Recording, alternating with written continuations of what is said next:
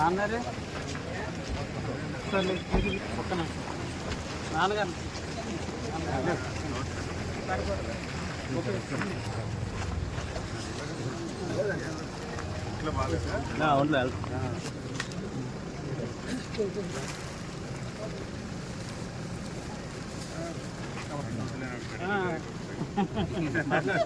చేద్దాం తీసుకోండి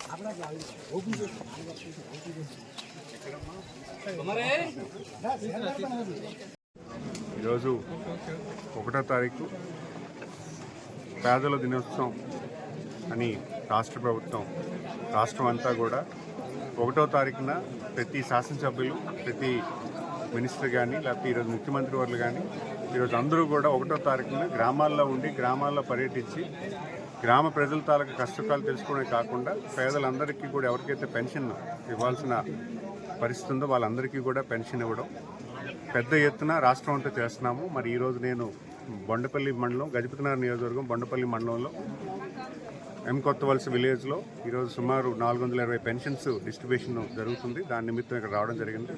ఈరోజు మన పెన్షన్ కార్యక్రమం అనేది మన రాష్ట్రంలో ఈరోజు పెన్షన్దారులు ఎవరైతే ఉన్నారో పెద్ద ఎత్తున పెద్ద మొత్తాన్ని ఈరోజు 4,000 రూపాయలు, అలాగే వికలాంగులకు 6,000, అలాగే బెడ్ రేటానికి 15,000 రూపాయలు పెన్షన్ ఇవ్వడం, రాష్ట్ర ప్రభుత్వం తాలూకా మొదటి సిగ్నేచర్ హామీ ఎలక్షన్ హామీ ప్రకారం ఇవ్వడం, ఈరోజు పెద్ద బడ్జెట్గా సుమారు సంవత్సరానికి 33,000 కోట్ల రూపాయలని ఈరోజు రాష్ట్ర ప్రభుత్వం పెన్షన్ నిమిత్తమే ఖర్చు పెడుతుంది.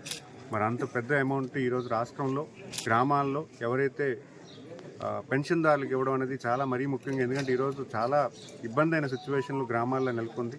మరి ఈరోజు వాళ్ళు ఓల్డేజ్ పెన్షన్ అవ్వచ్చు, వికలాంగులు అవ్వచ్చు, వీళ్ళకి సహాయం చేయడం అనేది మరీ ముఖ్యంగా చాలా అవసరమైన నిమిత్తం కాబట్టి గౌరవ ముఖ్యమంత్రులు చేయడం మనందరం కూడా సంతోషం వ్యక్తం చేస్తున్నారు. మరి ఈరోజు గ్రామాల్లో కూడా తిరుగుతుంటే ఈరోజు ఈ గ్రామానికి సుమారు 1 కోటి రూపాయల వర్కులు ఎన్ఆర్జీఎస్ ద్వారా ఈ గ్రామానికి చేయడం జరిగింది. ఎందుకంటే చాలా రోడ్స్ వాళ్ళు ఫుల్ఫిల్ చేసుకున్నారు.